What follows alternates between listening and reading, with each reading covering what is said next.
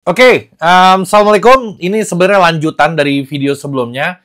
Jadi buat kalian yang belum nonton konten gue sebelum ini, ditonton juga. Jadi ada nyambung pembahasannya karena gue masih memisahkan sedikit. Kalau sekarang gue lebih fokus ke membaca kekuatan lawan gitu. Jadi kekuatan kita, terus kekuatan lawan kita, kira-kira apa yang akan terjadi di pertandingan. Gue sedikit aja gue mau membedah di situ. Ya tapi sebelumnya gue ingetin sekali lagi buat kalian yang belum sholat. Jadi sholat dulu, jangan gue dulu yang ditonton. Gue nggak mau menjadikan penghalang kalian untuk melakukan kewajiban kalian. Jadi jangan sampai gue ada di posisi itu, gue nggak mau banget. Jadi pause aja video gue, terus sambil wudhu, terus kalian sholat, setelah itu baru nonton gue lagi. Jadi nontonnya juga lebih santai dan lebih khusyuk gitu, oke? Terus sama ini lagi masih promo 12-12, gue masih kasih tahu, ini ada parfum gue beberapa. Jadi setiap pembelian parfum, gue akan kasih gratis parfum lagi. Oke, gue ada banyak banget kiriman parfum.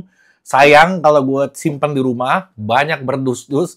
Jadi gue kepikiran nih gue kasih gratis aja. Tapi gratisnya itu kalau lo beli satu produk gue. Jadi beli produk gue akan kasih bonus langsung. Jadi beli parfum, dapat parfum lagi. Mantap banget itu. Ini masih promo 12 akhir tahun. Nanti gue sepanjang Desember ini kayaknya gue bakal terus melakukan itu. Oke. Gue mau langsung mulai aja. Jadi yang pertama itu gue mau ke pelatih Myanmar. Ini dia pede banget. Dia sangat amat pede bisa mengalahkan timnas Indonesia. Mungkin karena dia lihat Indonesia yang nggak dengan kekuatan penuhnya. Jadi menurut dia mungkin masih ada harapan gitu untuk mengalahkan timnas Indonesia. Nama dia Myo Laing Win. Namanya pada susah-susah nih. Dia bilang kayak gini, kami telah mempersiapkan tim dengan sangat baik.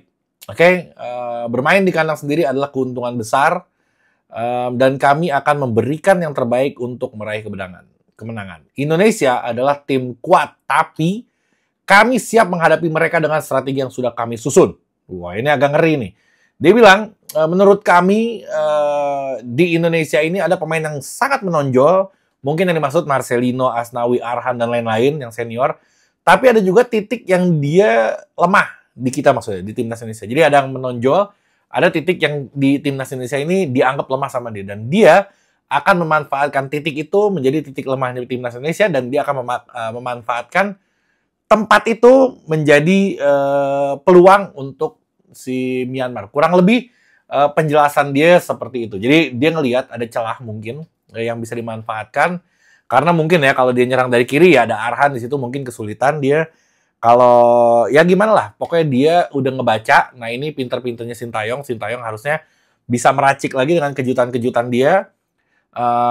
Gimana caranya supaya yang tadinya dipikirin sama si pelatih Myanmar ini jadi kekecoh lagi sama strategi dari Sintayong. Mudah-mudahan itu bisa dilakukan sama pelatih kita. Di sisi lain, gue nggak tahu ya apa ini Sintayong merendah atau Sintayong pesimis. Atau dia ilmu padi, bisa jadi gue nggak tahu. Tapi kalimat dia itu cukup mengagetkan buat gue.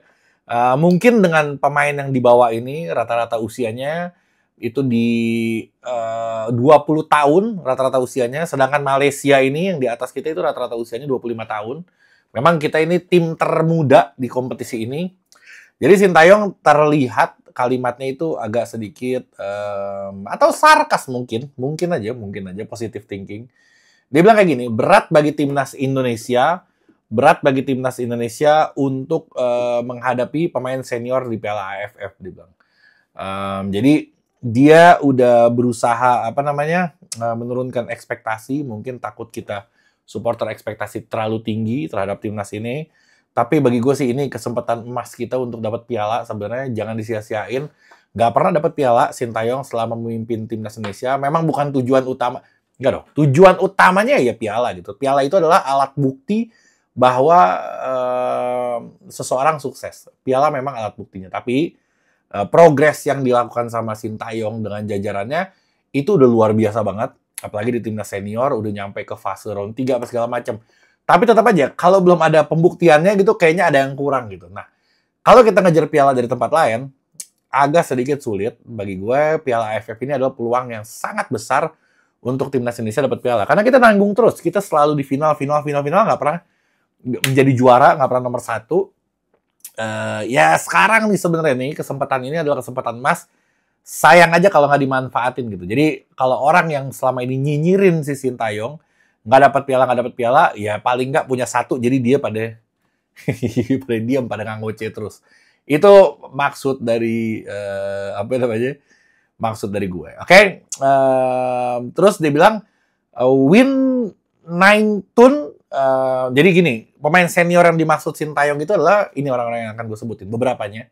Nanti gue akan jabarkan semua pemain yang perlu diwaspadai dan pemain Myanmar yang bermain di luar liganya. Oke. Yang pertama ada Win 9 Tun. Dia main di Chiang Rai United. Terus ada Tan Paing. Tan Paing.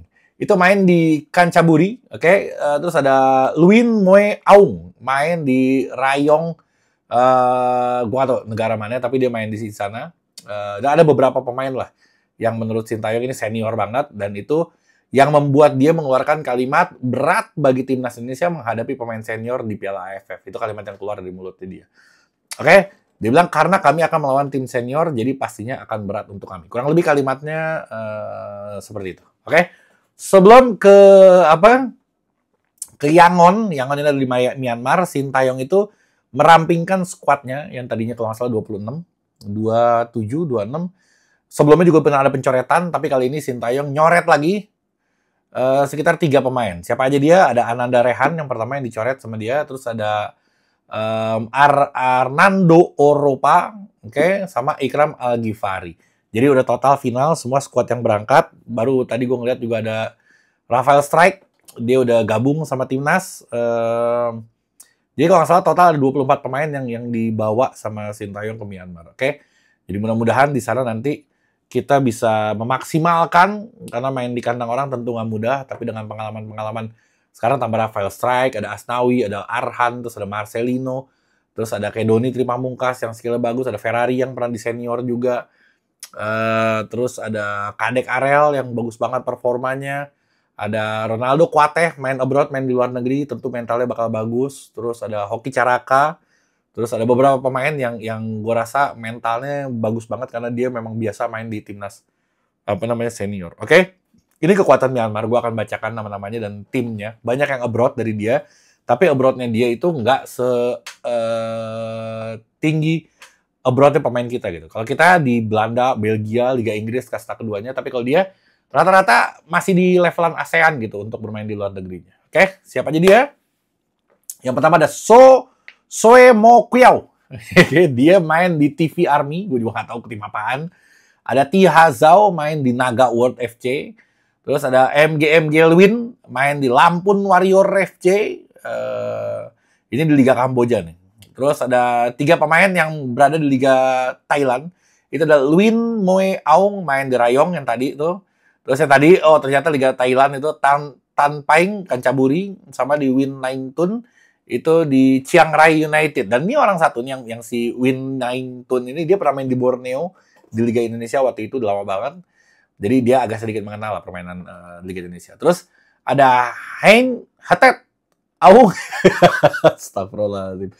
Hein Hatet Aung, ini main di Negeri 9 FC. Dan ada Aung Kaung Win, ini main di Kelantan Darul Naim. Sekarang dia lagi main di Liga Super Malaysia si Aung Kwang Win. Oke. Kekuatan mereka ini tentu bertambah karena mereka main di kandang, dan ini gue nggak tahu ya, mudah-mudahan nggak jadi pelemahan untuk timnas Indonesia karena dengan dukungan supporter di sana, gue rasa nggak goyang lah nggak goyang untuk pemain-pemain timnas Indonesia bermain di bawah tekanan supporter lawan gitu. Oke. Terus sekitar tadi gue disinggung apa belum ya? Gue takut lupa. Jadi ada beberapa pemain yang udah malang melintang di senior, Asnawi dan kawan-kawan. Ada Arhan, Marcelino, Rafael Strike, itu macam-macam. Tapi ada juga yang ini pertama kalinya buat mereka bermain di senior. Sekitar ada 16 pemain bahkan yang mereka itu baru akan menjalani debutnya bersama timnas senior gitu. Tapi di kelompok umur nih anak-anak ini udah pada gacoan semua, udah jago-jago semua. Tapi untuk di senior ya ini menjadi awal dari mereka, dan gue pernah singgung juga sebelumnya, bagus untuk ini juga kayak seleksi juga untuk mereka. Tentu gue yakin ya kalau biasanya itu kalau di tim itu kalau pemain cadangan dimainin tuh mainnya kadang lebih jago gitu, karena dia akan nunjukin seluruh kemampuan dia. Cuman jangan overlap aja. Bukan berarti lo maruk, lo bagus. Takutnya karena pengen nunjukin jadi maruk gitu. Jadi nggak mau ngoper, jadi pengen show off sendiri, jadi pengen peluang yang harusnya dipasin jadi gol, jadi ditendang sama dia karena sakingan dia caper, pengen dilihat sama pelatih. Takut itu menjadi penghalang. Gue rata-rata di kita kayak begitu soalnya. Karena pengen caper, jadi maruk. Padahal lo passing itu bisa menjadi penilaian tambahan buat pelatih gitu. Lo assist bahkan, kalau gue ngeliatnya assist, itu lebih indah dibanding orang ngegolin gitu. Karena assist itu menurunkan ego lo, dan lo merelakan temen lo yang nyetak gol gitu. Lo tuh pahlawan sesungguhnya itu adalah pemberi assist sebenarnya. Menurut gue kayak gitu. Oke? Terus ada sekilas info aja. Ini adalah edisi ke-15 kalau disambung dari Piala AFF. Formatnya masih sama kayak 2018-2022, masih kayak gitu dibagi 2 grup A, B. Masing-masing satu grup ada 5 negara di situ dan lolos seperti biasa seperti keumumannya, dan gue akan membacakan grup A dan grup B-nya. Ini terakhir akan gue singgung, oke? Grup A-nya itu ada Thailand, ada Malaysia, Singapura, Kamboja. Tadi gue bikin video ini, gue bisa ngeliat Kamboja lawan si Malaysia. Kamboja Malaysia kalau nggak salah 2-2 skornya. Malaysia ini sempat ngeledekin kita bahwa kita pakai pemain keturunan dan lain-lain. Kita banyak pemain asingnya. Dia sempat mempertanyakan ini Indonesia apa Belanda. Dia bilang, katanya pas gue tonton tadi, itu isinya banyak banget bulenya di Malaysia. Bahkan kalau di kita nggak ada yang pirang, dia tuh ada beberapa pemain yang rambutnya pada pirang gitu. Jadi dia ngeledekin, tapi dia melakukan hal yang sama. Kalau istilah orang Sundanya itu adalah dipoyok, dilebok. Itu dia untuk Malaysia. Oke, tim berikutnya Singapura, ada Kamboja, ada Timor Leste. Timor Leste ini pemenang kualifikasi. Dia lawan Brunei kalau nggak salah waktu itu. Dia menang, akhirnya dia masuk ke grup A. Sekarang grup B-nya ada Vietnam, ada Indonesia, ada Filipina, ada Myanmar, dan ada Laos. Jadi kalau kita menang lawan Myanmar besok, peluang kita untuk ke fase berikutnya terbuka lebar. Tapi kalau kita kalah, agak berat. Karena Myanmar kemungkinan besar bisa menang lawan Laos dan Filipina. Vietnam juga kemungkinan besar bisa menang lawan Laos dan Filipina.